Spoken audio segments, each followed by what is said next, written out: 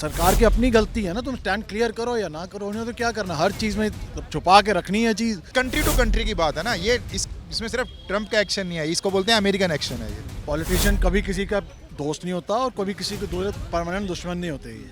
वहाँ के राष्ट्रपति को आप इतना बेइज्जती करके ले आए सिर्फ अपने कुछ फायदे के लिए। आप माइक देख के बोलते हो और क्या बोलो? आपको भेजा है किसी ने?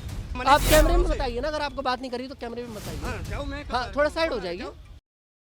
वेनेजुएला के प्रेसिडेंट निकोलस मादुरो को डोनाल्ड ट्रंप ने उन्हीं के देश में जाकर गिरफ्तार कर लिया और न्यूयॉर्क की एक जेल के अंदर डाल दिया गया। आरोप ये लगाया कि जो निकोलस है वो ड्रग्स तस्करी का यहाँ पर बहुत बड़ा एक रैकेट चला रहे हैं और अमेरिका में भी यहाँ पर वो ड्रग्स की जो है सप्लाई कर रहे हैं। ये आरोप वो लगाते नजर आए।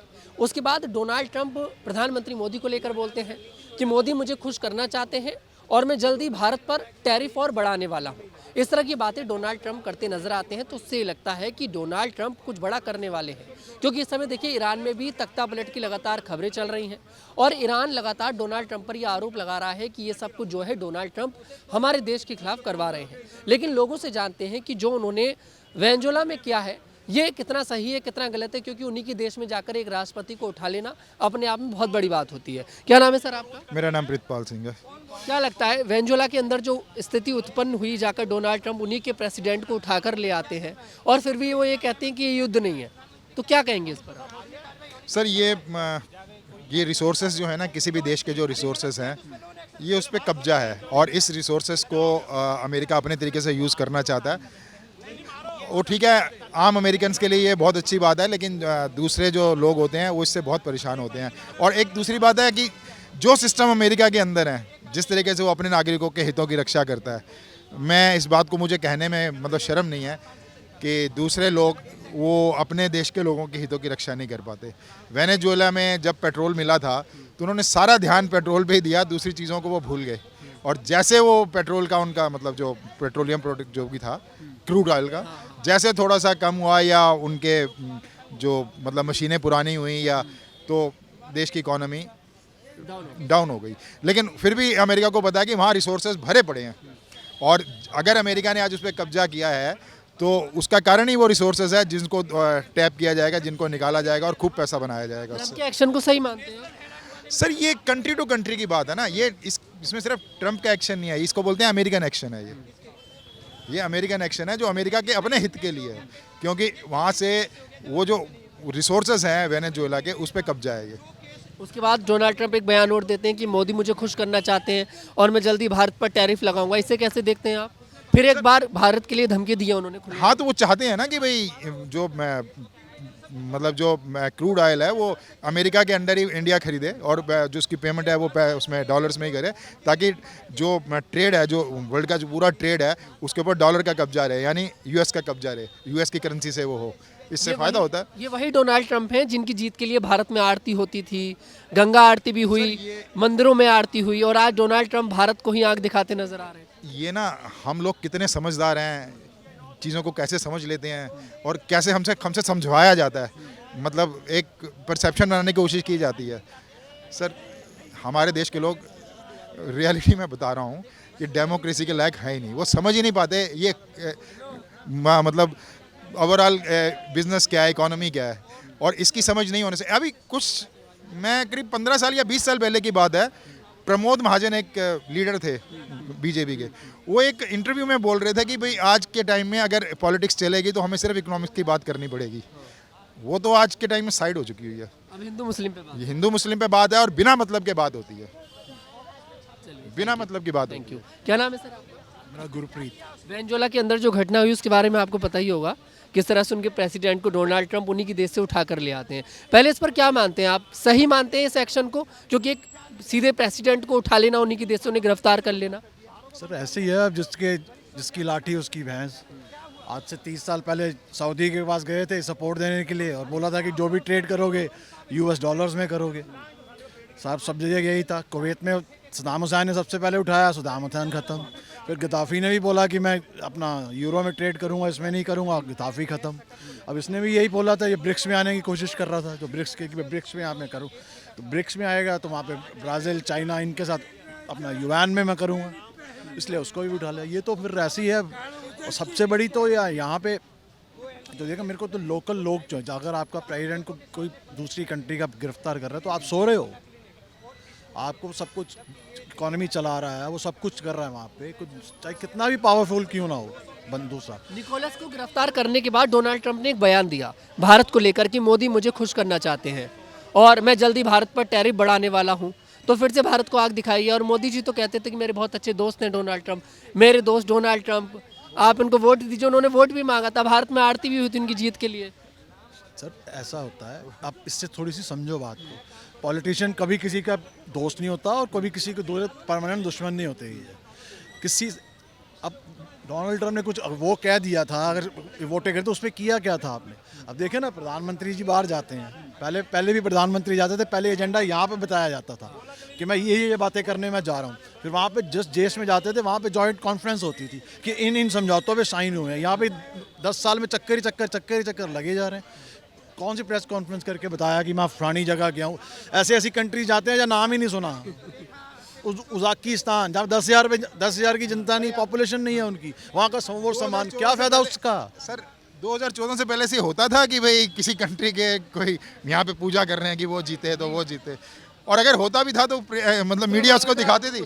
आज के टाइम में मतलब किस तरीके के लोग बन गए हैं, हम कितने पागल हो चुके हुए हैं, हम बेवकूफ़ हैं हम, और क्या बोलेंगे। अच्छा, आप लोगों को नहीं लगता कि जैसे अब ये वेनेजुएला वाला हुआ, पुतिन ने खुलकर वेनेजुएला का साथ दिया कि ट्रंप ने जो किया गलत किया, और यहाँ पर अगर बात करें इटली की जो यहाँ पर प्रधानमंत्री हैं मेलोनी, उन्होंने डोनाल्ड ट्रंप का साथ दिया कि उनका एक्शन बिल्कुल ठीक है, अपने देश के हित में है। लेकिन भारत एक बार फिर से अपने जो उसका स्टैंड है वो क्लियर नहीं कर पाया, ना वो वेनेजुएला के साथ है ना वो डोनाल्ड ट्रंप के साथ है, बस वो शांति की अपील कर रहा है। ऐसा ही ईरान और इजराइल का जब वॉर हुआ था तब देखने को मिला था, तब भी हम लोग क्लियर नहीं कर पाए थे। तो क्या लगता है कि भारत हर बार दो नाव में चलने की कोशिश करता है? देखिए, जब प्रधानमंत्री थे जवाहरलाल नेहरू तो नॉन अलाइंड मूवमेंट था, बिल्कुल हमने इस तरीके से दूरी बनाई थी, हमने रशिया से भी दूरी बनाई थी, उसमें रशिया एक सुपर पावर था, हमने अमेरिका से भी दूरी बनाई थी। क्या आज उस कैलिबर का प्राइम मिनिस्टर है जो आने वाली सिचुएशन को थोड़ा विजुअलाइज कर सके, जिसके पास विज़न हो? वो चीज़ नहीं है आज इंडिया में। आज इंडिया में जिस तरीके से हम लोग अमेरिका पे गिरे और फिर हमें पता लगा जी हम उस पर मतलब डिपेंड हो जाएंगे पूरी तरह से। अमेरिका क्या चाहता है? अमेरिका सीधा पूरे ट्रेड के ऊपर, वर्ल्ड ट्रेड के ऊपर अपना अधिकार चाहता है। आप क्या कहेंगे? हर कंट्री जो है वो अपनी जो है वो दूसरे पे रोप डालने की कोशिश करती है। अब इटली यूरोप में क्यों उसने उसका साथ दिया? क्योंकि उधर ज़ेलेंस्की और उसकी पुतिन की आपस में लड़ाई, क्योंकि पुतिन ने साथ दिया वेनेजुएला का, तो ये तो ऑब्वियसली यूरोप इधर का साइन मतलब सपोर्ट नहीं कर सकते ना। स्टैंड पर पूछ रहा हूँ कि स्टैंड क्लियर हमेशा भारत क्यों नहीं कर पाता?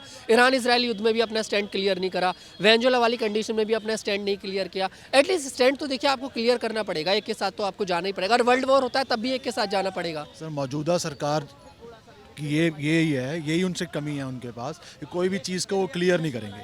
आपने ना, अब कोई भी चीज़ को क्लियर नहीं करेंगे। बांग्लादेश में जो हो रहा है रोज़, कभी कोई बयान कभी कोई बयान कभी कोई बयान, वहाँ पे जब उसकी डेथ होती है तो ये सबसे पहला मैसेज आ जाता है ट्विटर के ऊपर।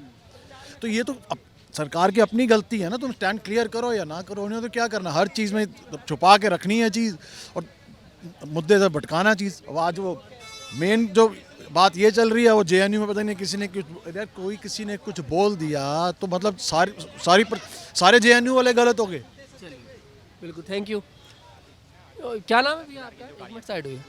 आप जो आम आदमी है उससे वो एक क्या नाम है गाड़ी भैया? खरीद रहा है। आम आदमी को अरे क्या बात तो चाहिए? करिए, आटा चाहिए, दूध चाहिए, क्या हो गया? क्या मैं बोलूं? ऐसे क्या- क्या मैं नहीं बोल रहा ना। तो आप ये माइक हटा देंगे? हाँ तो और क्या करूंगा, मेरे मुंह पे अरे लगा मैंने मुंह पे नाम पूछा, आप नाम बताइए। नहीं मुझे पर बोलना ये ना। तरीका गलत था हाँ ना। तो ले जाओ आप। मैं नहीं मैं बोलना मैं चाह नाम पूछो, नाम मैं नहीं बताइए। बोलना ना। नहीं बोल रहे, मुझसे पूछ रहा हूँ। पूछ ले उससे। ये तरीका तो गलत है ना। रहा। मेरा तरीका सही है। आप मेरे मुंह पे जबरदस्ती क्यों चीज लगा रहे हैं? मैंने मुंह पर लगाया आपके। हाँ और क्या किया है? आपने ये मैं नहीं नाम सुनिए, बता रहा ना। ये मेरी रोजी रोटी है, मैं रोजी रोटी भी है, ये मैं मेरा नहीं बोल सम्मान है।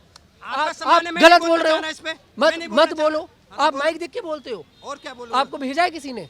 आपको आपको भेजा है आपको क्या भेजा है किसी किसी ने? ने? नहीं, मेरे को किसी ने नहीं किसने भेजा। भेजा आपको? आपको तो मैं किसने नहीं बोलना भेजा चाह है? रहा। आप माइक देख मैं कर बोलते स्वतंत्र हो। हूँ। आप नहीं, आप मैं स्वतंत्र स्वतंत्र नहीं, हूँ। मैं आप स्वतंत्र माइक देख कर बोल रहे हो ना। हाँ माइक देख के बोल रहा हूँ, मैं हाँ? स्वतंत्र हूँ। बोलो। मैं स्वतंत्र हूँ, मैं नहीं बोलना आप चाह रहा। माइक देख कर बोल रहे हो। मैं आपने बोला स्वतंत्र हूँ, माइक मैं नहीं देख कर बोलना बोल चाह रहे रहा। हो। मैं माइक नहीं बोलना चाह रहा तेरे माइक लेकिन पे। माइक तेरा क्या होता है? मैं आपसे, ये तो आपकी चलिए छोड़िए, पर ये गलत तरीका है, आप गलती ये मानिए। मेरा सही तरीका है, ये मैं आप नहीं बोलना मुझसे आप हटा चाहता। आपने देंगे? मुझसे परमिशन ली कि बोलो। मैंने पूछा आपका नाम, मैं क्यों बताऊं नाम? मैं पहले आपसे आकर पहले आप परमिशन मुझसे लो, पूछते मैं ना नाम कि पूछा, भाई आप बोलना आप चाह बोलिए रहे हो मुझे माइक नाम पे। नहीं बताना, आप माइक हटा देंगे। आप मुझसे पूछते हैं ना, मेरी परमिशन ली। आप इतनी अभी बात कर रहे मेरी हैं, परमिशन ली बोलने नहीं तो की। मैं भी स्वतंत्र हूँ, मैं नाम पूछ सकता हूँ, मैं क्यों जर्नलिस्ट पूछोगे? हूँ। मैं आपसे क्यों मेरा पूछोगे? काम, मैं मैं नहीं अपना बता काम रहा, कर मैं रहा नहीं हूँ। बता रहा, जाओ, मैं अपने हटो। मैं औरों से बात कर रहा करो, हूँ, मैं आप मैंने- हटिए फिर साइड। मैंने मना आप किया कैमरे में औरों से। बताइए ना, अगर आपको बात नहीं करी तो कैमरे में बताइए। हाँ, जाओ, मैं हाँ, थोड़ा साइड हो जाएगी। क्या नाम है भैया आपका? प्रियांशु। अभी वेनेजुएला वाला एक मुद्दा चल रहा है, सुना होगा आपने, वहाँ के राष्ट्रपति को डोनाल्ड ट्रंप उठा कर लिया है, उन्हीं के देश से गिरफ्तार कर लिया। क्या मानते हैं, इसे सही मानते हैं या गलत मानते हैं? यहीं तो जो थे ट्रम्प, जो वो ये यूक्रेन और रसिया का जब युद्ध चल रहा था तो इंडिया को ब्लेम कर रहे थे कि इंडिया ऑयल खरीदता है जिसके कारण ये युद्ध हो रहा है। अब जो है वहाँ से वेनेजुएला से जो उठा के ले आए प्रेसिडेंट को, उससे दिक्कत नहीं हो रही है, हैं? जो आप किसी एक वहाँ के राष्ट्रपति को आप इतना बेइज्जती करके ले आए सिर्फ अपने कुछ फ़ायदे के लिए, सिर्फ, और क्या है, ऑयल ही है ना उसके लिए, और क्या है। अच्छा, जैसे अभी उसके बाद डोनाल्ड ट्रंप ने एक और बयान दिया उनकी थी गिरफ्तारी के बाद कि मोदी मुझे खुश करना चाहते हैं और मैं जल्दी भारत पर टैरिफ बढ़ाने वाला हूं, तो क्या इसे एक बार फिर से धमकी के रूप में देखेंगे? अरे वो जो है ना, वो दूसरा पप्पू है, उसका बात और घोड़ा के बाद में ज़्यादा अंतर नहीं है। आज कुछ बोलेगा, कल कुछ बोलेगा, उसकी बात में कोई दम नहीं है। अच्छा, यहाँ पर इटली की देखें तो इटली ने डोनाल्ड ट्रंप का साथ दिया, इटली जो देश है।